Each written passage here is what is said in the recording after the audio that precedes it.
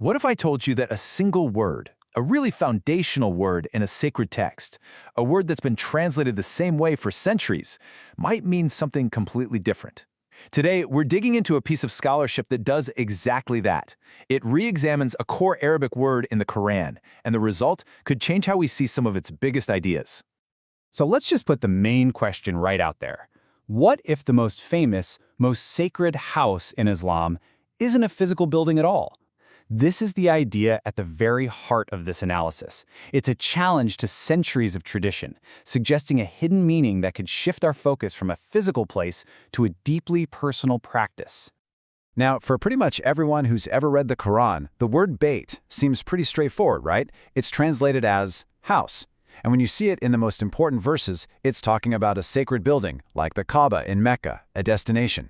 This is our baseline, the common understanding we're all starting from. Okay, but this is where the paper starts to push back. The author points out that even though house is the go-to translation, it actually creates some real puzzles, some awkward tensions within the text itself. So what exactly are these problems? Well, the analysis lays out three big ones. First, there's a chronological problem. How can one single building in Mecca be the first house for all of humanity, everywhere? Then there's a theological awkwardness. I mean, how can a physical structure, just stone and mortar, literally be guidance? And finally, you get into the grammar, and you see that the verbs and prepositions used with Bayt often suggest something is happening, an action, not just a static place. It's weird? So, how do you solve these puzzles? The solution the paper offers is, well, it's a huge shift. The argument is that we need to go back to the word's DNA, its linguistic roots. And when you do that, you find that Bayt might not be a noun for a place at all, but a noun for an action. It all starts with the root verb bata. Now, according to classical Arabic dictionaries, this verb isn't just about crashing for the night. It has this much deeper meaning, to be occupied with something during the night, especially in a certain mental or spiritual state. You know, like when we say, he spent the night in deep thought.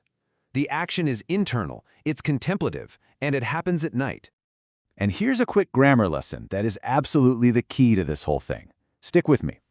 The paper argues that Bayt is a special kind of noun called a Masdar, or a verbal noun. A verbal noun doesn't describe a thing or a place, it describes the action of the verb. The analogy here is perfect. Think about the word building in English.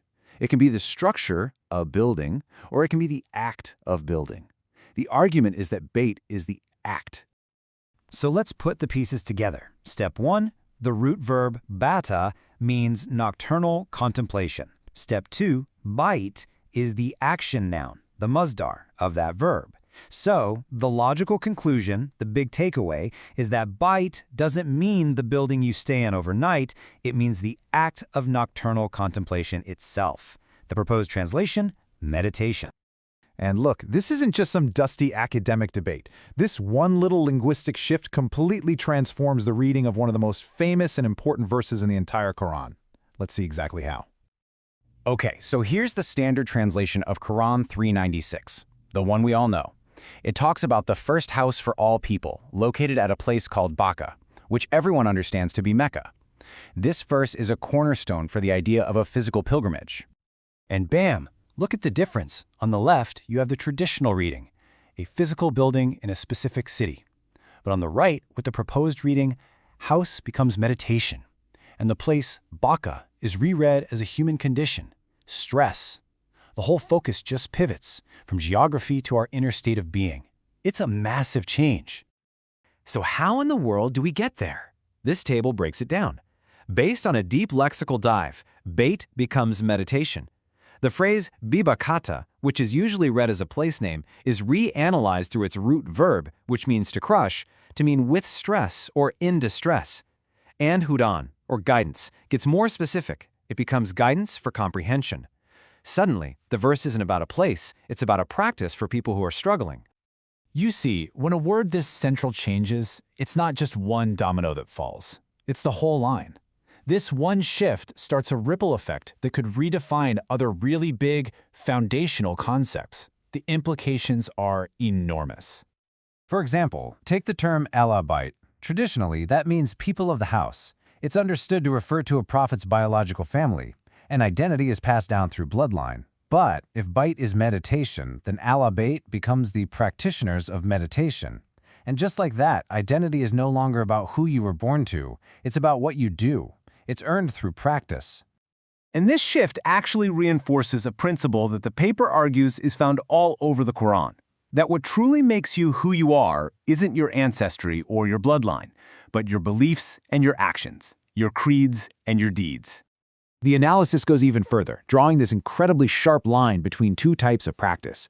On one side, you have true meditation, Bayt. This is about emptying the mind, dissolving the ego, all to return to God. But on the other side, you have its corrupted form, which the paper identifies with the term Kaaba. This is the exact opposite. It's about focusing the mind to get what you want, strengthening the self, and seeking worldly benefits. The author even calls it a form of conjuring. So where does this all lead? What's the ultimate takeaway from this whole linguistic journey? Well, it leads us to a fundamental rethinking of what spirituality itself is all about. And here it is, the most radical claim in the paper. If the true focus is an internal practice, then the entire idea of sacred places and sacred objects just dissolves. In this reading, no created thing, not a place, not a building, not an object, is holy in and of itself. That quality, that sacredness, belongs to God and God alone. All right, so let's just pull all these threads together. If you follow this line of argument, spirituality becomes a practice you do, not a pilgrimage you take.